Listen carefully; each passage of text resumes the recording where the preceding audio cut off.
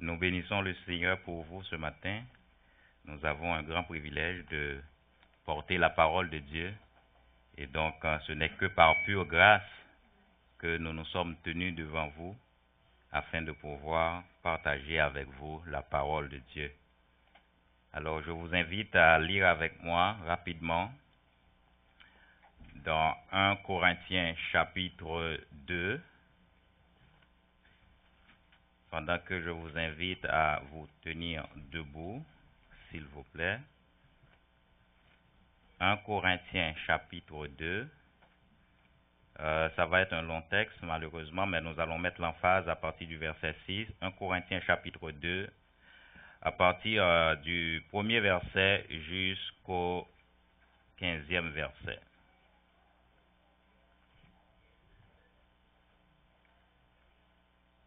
Mais nous allons surtout nous attarder à partir du verset 6 lorsque nous allons élaborer le message. Pour moi, frères, lorsque je suis allé chez vous, ce n'est pas avec une supériorité de langage ou de sagesse que je suis allé vous annoncer le témoignage de Dieu. Car je n'ai pas eu la pensée de savoir parmi vous autre chose que Jésus-Christ, et Jésus-Christ crucifié. Moi-même, j'étais auprès de vous dans un état de faiblesse, de crainte et de grand tremblement. Et ma parole et ma prédication ne reposaient pas sur les discours persuasifs de la sagesse, mais sur une démonstration d'esprit et de puissance, afin que votre foi fût fondée non sur la sagesse des hommes, mais sur la puissance de Dieu. Cependant, c'est une sagesse que nous prêchons parmi les parfaits, sagesse qui n'est pas de ce siècle, ni des chefs de ce siècle qui vont être anéantis. Nous prêchons la sagesse de Dieu, mystérieuse et cachée, que Dieu, avant les siècles, avait prédestinée pour notre gloire. Sagesse qu'aucun des chefs de ce siècle n'a connue, car s'il l'eût connue, il n'aurait pas crucifié le Seigneur de gloire. Mais, comme il est écrit, ce sont des choses que l'œil n'a point vues, que l'oreille n'a point entendues, et qui ne sont point montées au cœur de l'homme, des choses que Dieu a préparées pour ceux qui l'aiment. Dieu nous les a révélées par l'Esprit, car l'Esprit sonde tout, même les profondeurs de Dieu. Lequel des hommes, en effet, connaît les choses de l'homme, si ce n'est l'Esprit de l'homme qui est en lui? De même, personne ne connaît les choses de Dieu, si ce n'est l'Esprit de Dieu. Or, nous n'avons pas reçu l'Esprit du monde, mais l'Esprit qui vient de Dieu, afin que nous connaissions les choses que Dieu nous a données par sa grâce. Et nous en parlons, non avec des discours qu'enseigne la sagesse humaine, mais avec ce qu'enseigne l'Esprit, employant un langage spirituel pour les choses spirituelles.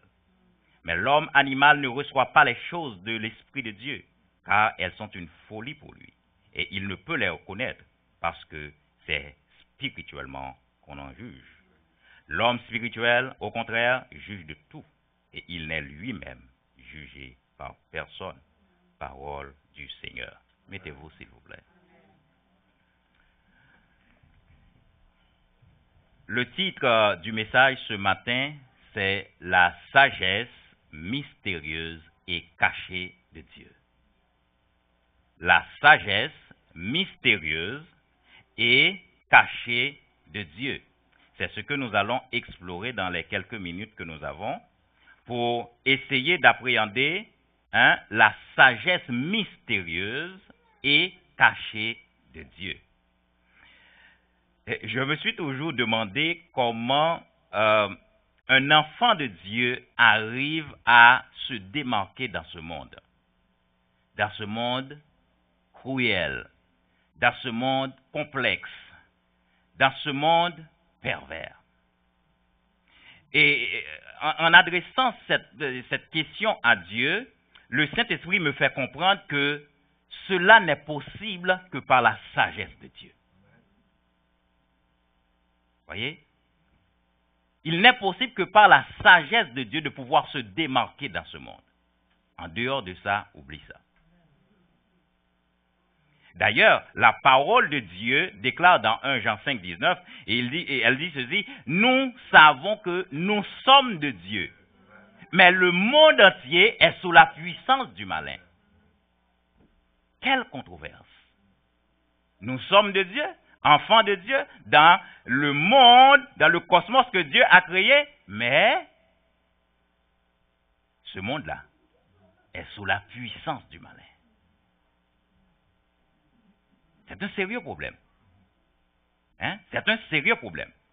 Alors, dans une telle circonstance, comment allons-nous en sortir en tant qu'enfants de Dieu? Comment nous allons nous en sortir? Parce que, mes bien-aimés, le monde est censé sous la puissance de notre Dieu. Mais force de constater et d'apprendre dans la parole de Dieu que le monde entier est sous la puissance du malin. Ce n'est pas Radio-Canada qui nous donne cette information. Ah non, on ne l'a pas lu sur Internet. C'est dans la parole de Dieu. Dieu lui-même, il nous envoie cette information pour nous dire attention. Là où vous vivez là, les choses ne sont pas comme vous le prétendiez. Non, non. Le monde entier est sous la puissance du malin. Et ça devait nous interpeller en ayant cette information. Nous sommes de Dieu. Mais le monde entier, comment, est sous la puissance du malin.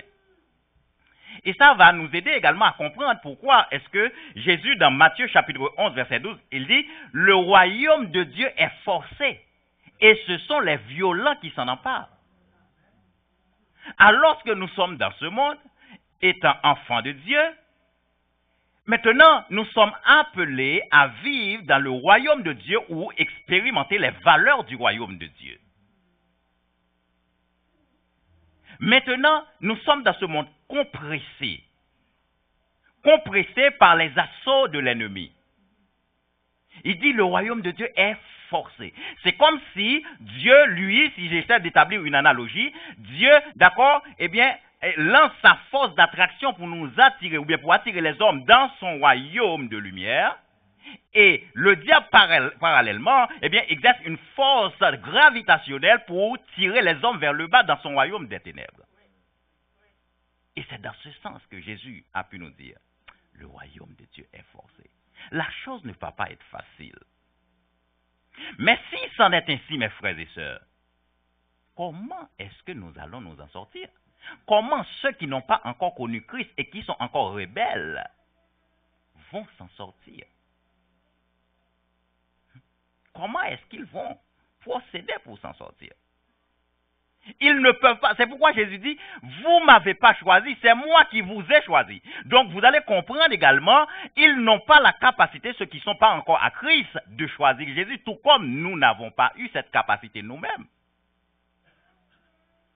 Donc Dieu, en tant que vrai stratège, il va mettre en place une stratégie. Et c'est cette stratégie-là qui est encapsulée, cachée dans la sagesse mystérieuse et cachée de Dieu. Oui. La sagesse mystérieuse et cachée de Dieu. Parce que dans l'état chaotique, le monde se trouve, mes bien-aimés, vous voyez, Dieu s'investit beaucoup en chacun de nous. Si Dieu était un homme, on aurait pu dire que Dieu a fait un pari risqué. En s'investissant autant en nous, dans un monde aussi problématique. C'est pourquoi Jésus, en envoyant les disciples en mission, il dit, je vous envoie comme le Père m'a envoyé. Il dit, empointez la sagesse du serpent. Hein? Empointez la sagesse du serpent. Et soyez sages comme la colombe. Et soyez sages. Parce que c'est un monde problématique. ne va pas fonctionner dans ce monde par tes sens naturels, tout simplement. Tu vas te faire avoir. Il faut bien, d'accord, ancrer en Dieu pour pouvoir véritablement s'en sortir. Et c'est pourquoi, voyez l'Église, moi j'ai toujours compris que l'Église est faite pour le monde. Ah, c'est nuancé ce que je dis, mais ce n'est pas controversé. L'Église est faite pour le monde. Et c'est pourquoi Dieu a tant aimé le monde. Il est fait pour le monde. Parce que l'état dans lequel le monde se trouve, c'est un monde ténébreux.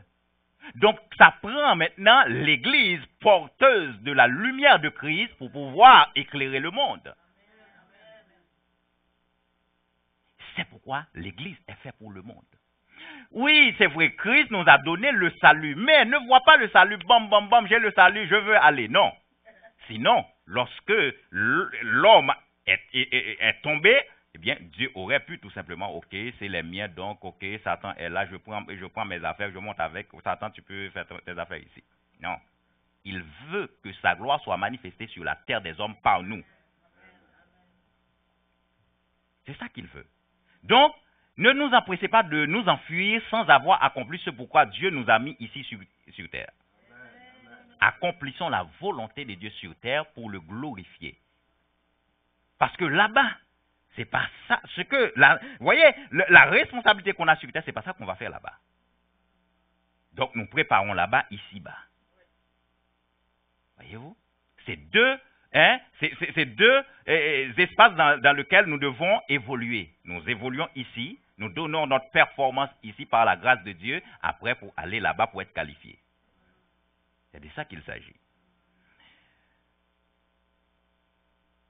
Et dans l'état que le monde se trouve actuellement, mes bien-aimés, chacun de nous, nous n'avons pas à avoir peur de ce monde, parce que celui qui est en nous est plus fort que celui qui est dans le monde.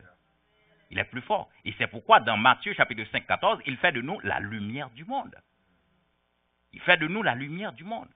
Donc, les ténèbres n'ont pas à obscurcir la lumière, mais c'est la lumière, au contraire, qui doit faire dissiper les ténèbres. Regardez avec moi dans Éphésiens chapitre 3, dans Éphésiens chapitre 3, à partir de verset 8, Éphésiens 3, à partir de verset 8, et c'est l'apôtre Paul qui enseigne, il dit, « À moi qui suis le moindre de tous les saints, cette grâce a été accordée d'annoncer aux païens les richesses incompréhensibles de Christ et de mettre en lumière quelle est la dispensation du mystère caché de tout temps en Dieu qui a créé toutes choses, afin que les dominations et les autorités dans les lieux célestes, il ne parle même pas des choses qui sont physiques, naturelles. Il parle des dominations, ceux qui sont encore plus fortes, ceux qui contrôlent la terre. Il dit que, afin que les dominations et les autorités dans les lieux célestes connaissent aujourd'hui, par qui? Par l'Église, la sagesse infinie variée de Dieu. La sagesse infinie variée de Dieu. Donc, je dirais, les dominations qui sont derrière les choses qui se passent actuellement dans le monde, eh bien, nous sommes appelés en tant qu'Église pour que eux autres fléchissent les genoux devant nous autres Églises. Et si c'est le dessein de Dieu pour son Église, nous devons nous arranger pour vivre le meilleur de Dieu dans cette dimension à laquelle Dieu nous appelle. Voyez? Nous devons nous arranger. Et en dépit, mes bien-aimés, de la dangerosité du monde, Dieu utilise sa sagesse pour qu'on puisse tirer notre épingle du jeu. Malgré tout ce qu'on voit, il utilise sa sagesse. La sagesse mystérieuse et cachée de Dieu nous préserve de ce monde. La sagesse mystérieuse. Ce n'est même pas le sacrifice à la croix de Jésus. Parce que même le sacrifice à la croix de Jésus, nous allons le voir un peu plus loin, que est caché dans la sagesse de Dieu. Donc avant que le sacrifice de Jésus puisse prévaloir, il y a d'abord la sagesse de Dieu. La sagesse de Dieu. Voyez? C'est la sagesse mystérieuse et cachée de Dieu qui déploie sa stratégie. La stratégie de Dieu réside dans sa sagesse mystérieuse et cachée. Mais à quoi ça sert? Quelle leçon qu'on peut tirer dans la sagesse mystérieuse et cachée de Dieu? À quoi ça nous sert?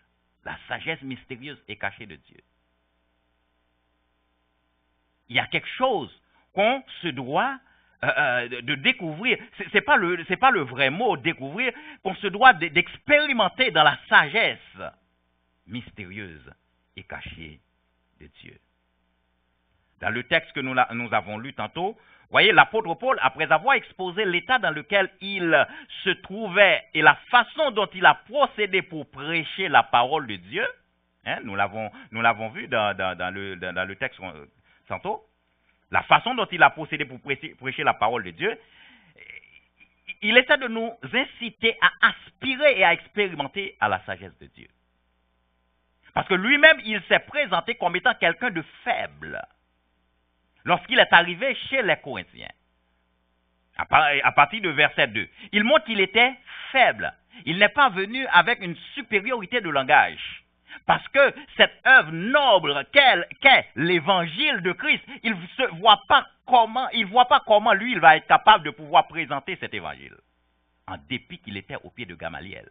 Mais il savait que cette affaire-là, il y a quelque chose de caché, mystérieux là-dedans. Lui-même, par ses connaissances intellectuelles ou bien académiques ou humaines, il ne peut pas présenter ce mystère.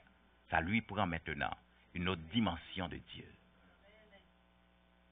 Alors, si tel était le cas pour Paul, qu'en est-il de nous? Qu'en est-il de nous? Et c'est là que nous sommes interpellés, mes bien-aimés. C'est là que nous sommes interpellés à ne pas prendre les choses à la légère pour que l'on soit véritablement assigné à ce que Dieu nous appelle. Il nous incite. Vous voyez, dans ses limitations, Paul, il a goûté à la sagesse de Dieu. Il dit, je suis arrivé chez vous dans un état de faiblesse, de crainte et de grand tremblement. Oh, Paul, mais tu viens prêcher, Paul? Dans quel état tu te trouves? Oui, je suis dans cet état. Je ne sais pas comment je vais vous livrer le message. Je ne sais pas comment je vais procéder. Parce que je suis dans un état de limitation. Je suis limité. Et ma parole et ma prédication ne reposaient pas sur les discours persuasifs de la sagesse. Normalement, la parole de Paul devrait reposer sur des discours persuasifs de la sagesse. Mais il va avoir un autre discours. Un discours qui est supporté par le divin. Au lieu d'avoir un discours supporté par la sagesse humaine, mais il a un discours supporté par le divin. Au point qu'il est capable de démontrer par l'esprit la toute-puissance de Dieu. Vous voyez la corrélation entre la parole prêchée et l'esprit. Et je crois que c'est là que nous, enfants de Dieu, avec tout le respect que j'ai pour chacun, qu'il y a un gap. Il y a toujours la parole. Mais ça prend l'esprit qui back up la parole. Et c'est là qu'on va expérimenter vraiment la puissance de Dieu. Ce n'est pas la parole qui tue, mais il faut que l'esprit vivifie la parole qui est annoncée. C'est mon challenge, c'est vraiment mon challenge. S'il y a quelque chose qui me guette là, c'est ça. C'est ça. Il y a quelque chose. Vous savez, mes frères et sœurs, vous voyez le monde? Ce monde-là, c'est un monde qui veut voir. C'était Thomas. Thomas, ce n'est pas un mauvais gars. Non, Thomas n'est pas un mauvais gars. Parce que nous sommes Église. Parce que si tu dis à l'autre, écoutez, ne va pas dans la sorcellerie, tu dois t'assurer que tu as la solution. Tu lui dis ne va pas dans... La personne sait pertinemment qu'aller à la sorcellerie, elle va trouver sa soi-disant solution. Mais tu lui dis, il y a notre Jésus qui donne. Il y a notre Jésus qui arrange les choses. Frères et sœurs,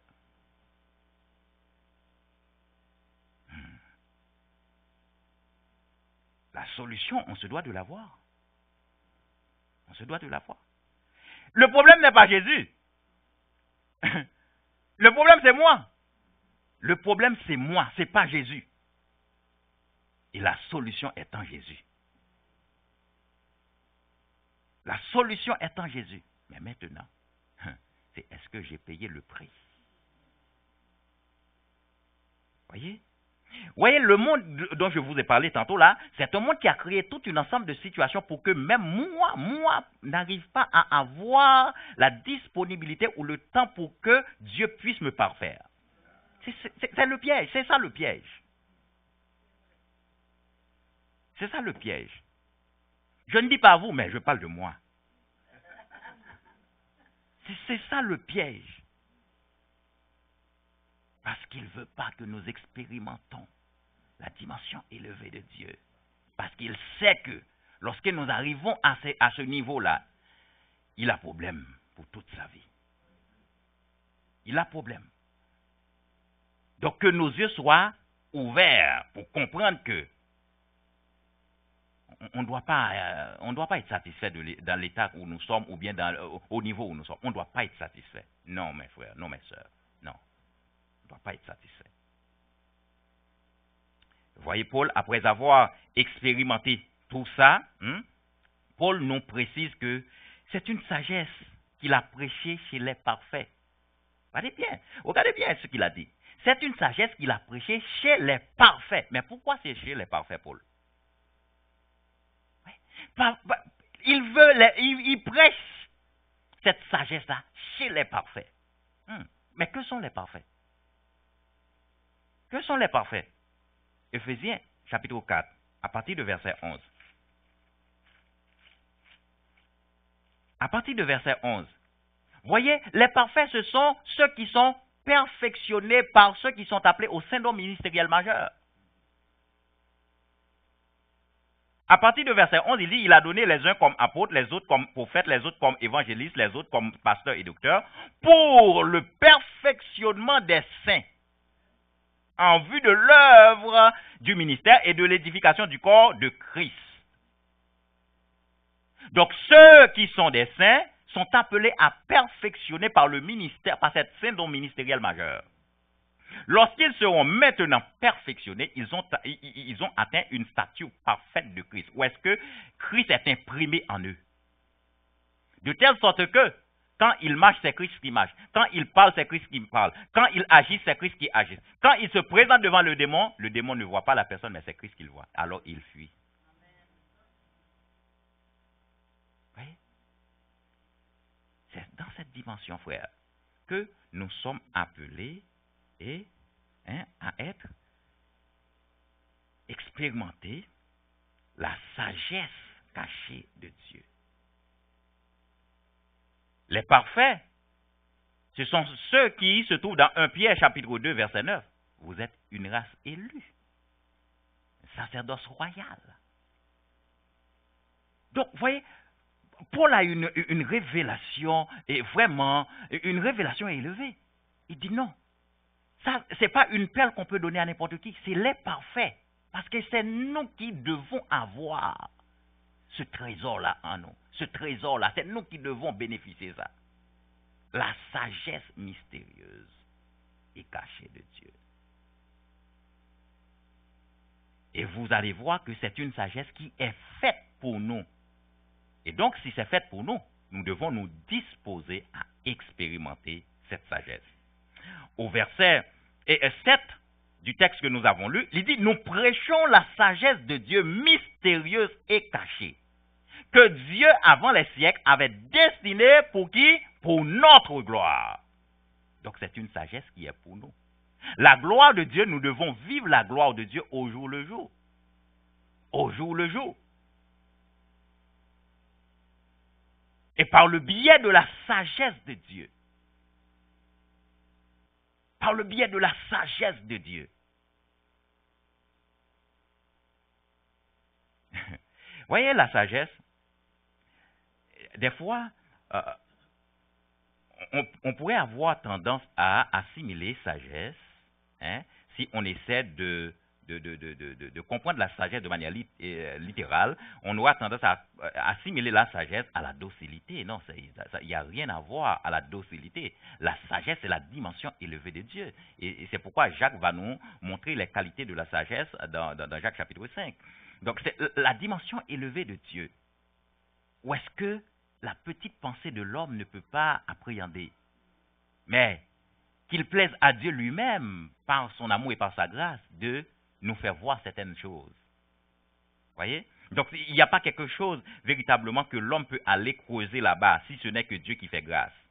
Donc, la sagesse de Dieu, mes bien-aimés, c'est tout à fait différent de la sagesse humaine, de la sagesse psychologique, philosophique, etc. Mais regardez avec moi dans Ésaïe, pas vrai? Dans Ésaïe chapitre 29, vous allez voir quelque chose. Ésaïe chapitre 29. Lorsque nous essayons de fouiller un peu dans la parole de Dieu, dans Ésaïe 29, pas vrai? Versets 11 et 12, regardez ceci. Il dit, toute la révélation est pour vous comme les mots d'un livre cacheté. Voyez? La révélation est pour vous comme les mots d'un livre cacheté. Donc, il y a un cachet. La révélation est encapsulée, est cachée. Que l'on donne à un homme qui sait lire. Oui, c'est la révélation. Maintenant, on dit, bon, ok, il n'y a pas de problème, puisque c'est une révélation, on va chercher quelqu'un qui a fait de grandes études. Là, il va nous décrypter ça, pam. Parce que, il doit être capable de... Parce que c'est un homme qui a étudié beaucoup. On est arrivé devant lui. Voici la révélation. Et l'homme à qui on a amené la révélation, hein, qui sait lire, on dit que toute la révélation est pour vous comme les mots d'un livre cacheté que l'on donne à un homme qui sait lire, en disant, lis donc cela. Voici son texte à lui. Et qui répond, je ne le puis, car il est cacheté. Mais tu sais lire, mon ami. Tu sais lire. Comment tu n'arrives pas, hein, à appréhender ou à faire ressortir ce que Dieu a dit? Mais il est cacheté. Mais c'est l'homme qui sait lire qui dit ça. L'homme qui sait lire qui dit ça. Ou comme un livre que l'on donne à un homme qui ne sait pas lire, en disant, lis donc cela, et qui répond, je ne sais pas lire. Donc que ce soit l'homme qui sait lire ou l'homme qui ne sait pas lire, pour ce qui est des choses cachées de Dieu, ça prend Dieu par son esprit qui révèle ses propres affaires.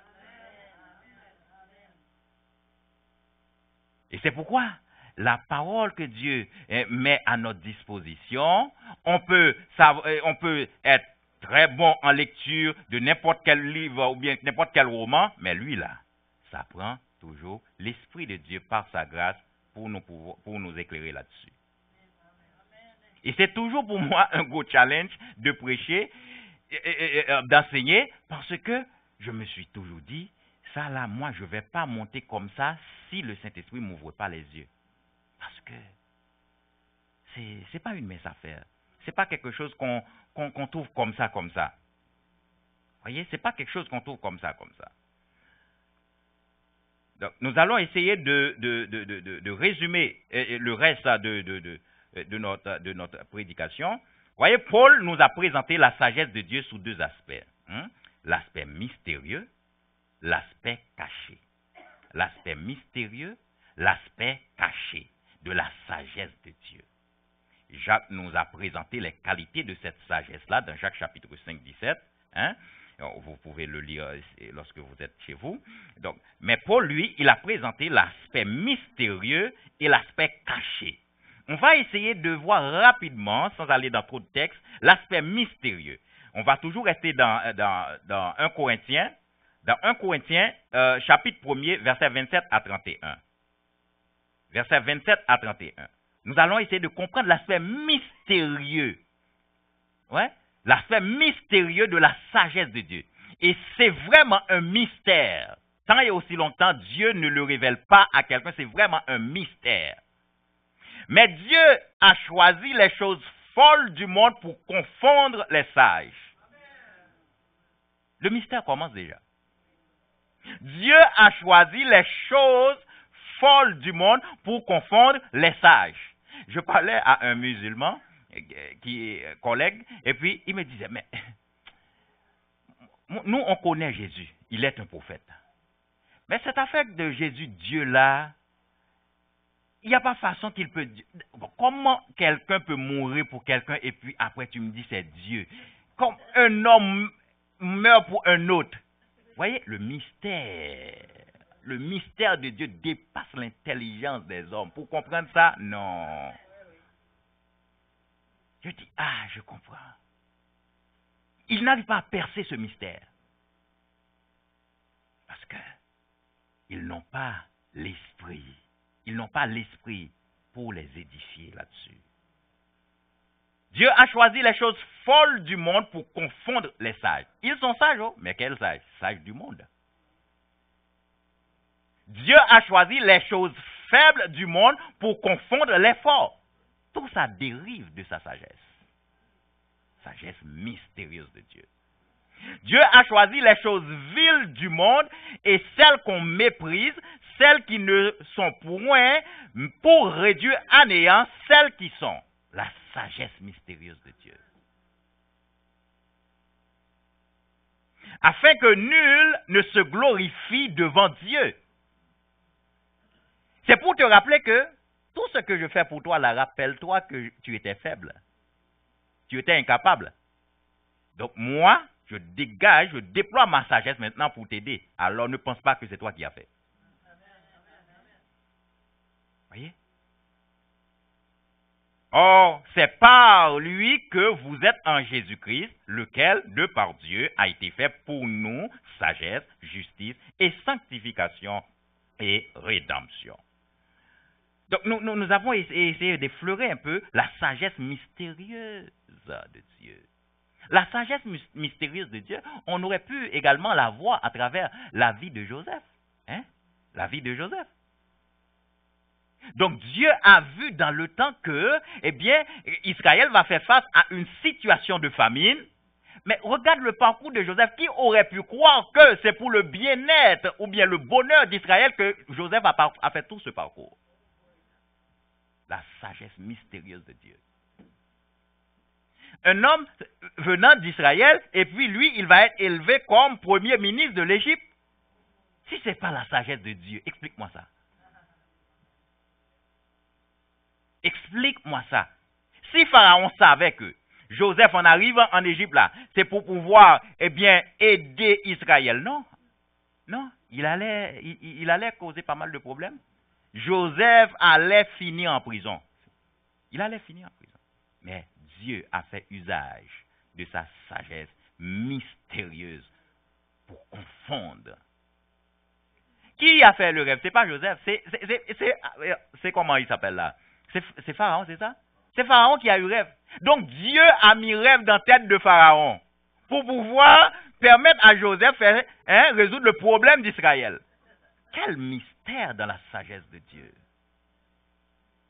Pareil pour Daniel. Daniel a passé 3 gouvernements à Babylone. À Babylone. Vous voyez, Babylone, c'est ce monde-là dans lequel nous sommes. Comment est-ce que nous arrivons à tirer notre épingle du jeu dans ce monde de Babylone? Si ce n'est pas la sagesse de Dieu.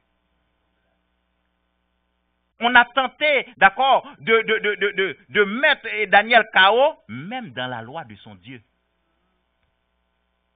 Ils ont fouillé partout, ils n'ont pas pu. Ils ont dit, ok, on va essayer de le surprendre dans la loi de son Dieu. Mais la sagesse de Dieu va le mettre dehors. La sagesse de Dieu. La sagesse de Dieu va le mettre dehors. Nous pouvons prendre Moïse, le libérateur d'Israël. Mais explique-moi pourquoi Moïse, on est obligé de mettre Moïse sur l'eau pour que la fille de Pharaon trouve le berceau et puis maintenant Moïse va être élevé dans la cour de Pharaon pour comprendre les rouages de Pharaon au point de devenir le libérateur d'Israël. Ça prend quelqu'un qui connaît la cour de Pharaon pour pouvoir se présenter devant Pharaon. Écoute, ce Pharaon que j'ai lu dans la Bible, là, vous pensez n'importe qui peut se présenter devant lui? Si ce n'est pas quelqu'un qui a connu les rouages de la cour de Pharaon, si ce n'est pas quelqu'un qui connaît le système, c'est pourquoi je vous ai dit au début que l'Église doit être faite ou est faite pour le monde, de telle sorte que, en entrant dans le monde, nous puissions influencer le monde. Moïse a compris le système d'Égypte. Ça prend quelqu'un. C'est pourquoi l'Église, il ne suffit pas que nous... Désolé si le temps court comme ça, là. Il ne suffit pas que l'on prêche, on adore. Il faut aussi nos enfants, là, qu'on les prépare pour devenir des sénateurs, des premiers ministres du Canada. Non, ça, moi je ne dis pas ça pour que... sous une base émotionnelle. Mais c'est vrai. C'est vrai. Il faut qu'il y ait des gens qui rentrent dans le système de Babylone. Il n'y aura pas un pasteur premier ministre au Canada facilement. Mais c'est eux qui vont diriger, c'est eux qui vont prendre des décisions. Aujourd'hui, ils s'en plaignent de le truc qu'on fume là, c'est comment on appelle ça là? Comment? Le truc qu'on a légalisé là, ça s'appelle comment quoi? Cannabis. Et maintenant, tantôt j'ai entendu, bon, les jeunes commencent... Mais qui a légalisé? Vous n'avez pas réfléchi à ça avant de légaliser? Vous n'avez pas réfléchi? Donc, l'esprit qui sont derrière cette décision-là commence à créer pas mal de problèmes dans la société. Ils ont la sagesse du monde, ils n'ont pas la sagesse d'en haut. Et c'est normal qu'ils prennent de telles décisions. Donc nous devons infiltrer le système de Babylone, le système de l'Égypte, par des stratégies. Nous devons l'infiltrer. Donc on continuera ça dimanche 17, par la grâce de Dieu. Et puis que Dieu nous fasse grâce de manière à pouvoir partager la parole avec vous et que vous soyez bénis davantage. Nous bénissons les Seigneurs. Levons-nous ensemble, on va prier pour que la sagesse de Dieu, que nous puissions rencontrer la sagesse de Dieu, expérimenter la sagesse de Dieu, de la même façon qu'il a pu faire grâce à Joseph pour expérimenter sa sagesse. Vous savez, des fois, même les circuits par lesquels nous passons, des fois qui sont un peu difficiles, nébuleux, douloureux, des fois, ce n'est que la sagesse de Dieu qui est en marche. Il faut que nous comprenions ça, que nous ayons le discernement pour comprendre que c'est la sagesse de Dieu. Je vais vous raconter quelque chose, en terminant, un témoignage. En 2021, lorsque je m'apprêtais à aller à la Valtrie, pour habiter à la Valtrie, et puis je devrais aller chez le notaire signer mon bail le 14 mai, pas vrai? Le 14 mai, le 13 mai, j'ai perdu mon travail. Même ma femme ne savait pas ça. Le 13 mai, j'ai perdu mon travail. J'étais devant mon ordinateur, je travaillais à distance. Et puis, mais la chose circulait, et puis ma boss ne m'a jamais dit ça. Et puis, parce que c'était en télétravail, il y avait un petit conflit au niveau conseil d'administration. Ils voulaient à ce que le bureau aille à Québec. Certains veulent. Et puis finalement, ils ont décidé qu'ils vont mettre le siège à Québec. Bon, moi, je m'apprêtais à acheter à la Valtrie, 1, et de 2, je ne suis pas capable d'aller à Québec non plus. Même si il m'avait proposé ça, je n'allais pas y aller. Et puis, c'était un vendredi, je crois, et puis j'étais devant l'ordi, et puis elle m'a appelé, elle m'a dit, est-ce que Caroline, la présidente, t'a dit quelque chose? Elle me dit non. Et bon, Marcelin, voilà, bon, la décision est prise par le conseil d'administration, donc on s'en va à Québec. Je dis, ok, et toi? Sachant qu'elle habitait à Terrebonne, je dis, et toi? Elle dit, bon, moi, c'est occasionnellement, je pourrais y aller, parce qu'elle était directrice finance, je pourrais y aller occasionnellement, mais sinon, le reste... Je dis, ok. Dès qu'on a terminé la rencontre, je riais, je dis, Dieu, là, je te vois dans cette affaire. C'est toi, là, ça c'est toi. Je me souviens, ma première fille, elle me disait, quand elle était revenue de l'école, elle était à première année ou maternelle, elle m'a dit, papa, c'est la première fois que je te vois content comme ça. Elle dit, c'est la première fois que je te vois content comme ça. Et je savais que je dis, Dieu, ça ne peut pas être autre chose que toi. Et je n'étais pas déprimé, je dis, Seigneur, c'est toi. Puisque c'est toi, je sais que tu vas frayer un chemin. Je dis, tu peux pas me lâcher comme ça, impossible. Ça, c'est pas quelqu'un qui relâche quelqu'un. Non. Je sais que c'est toi qui veux faire un chemin, alors moi je suis tranquille. Quand je passe dans la vallée de l'ombre de la mort, je ne crains aucun mal, car tu es avec moi. Et tout s'est passé comme une lettre à la poste, et puis les choses ont repris leur place par la grâce de Dieu. La sagesse cachée, mystérieuse de Dieu. Prions ensemble, mes bien-aimés.